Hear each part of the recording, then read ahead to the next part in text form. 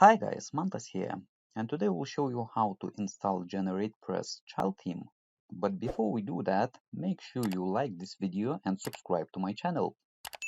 So first of all, what you have to do, you have to download Generatepress child theme from official website.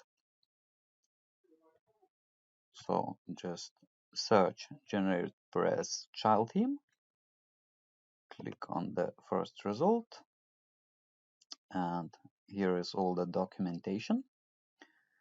So scroll down a bit and you need to download completely blank starter child theme. Now once it's on your computer, you have to log into your WordPress dashboard,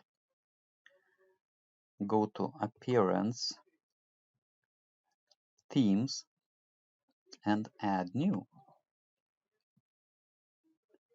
Click on Upload the theme, click on Browse, and I have downloaded my theme in the Downloads folder. So click on Generatepress Child, click Open, Install Now, and you can activate the theme.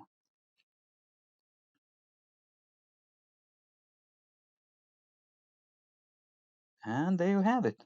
Your theme is fully installed.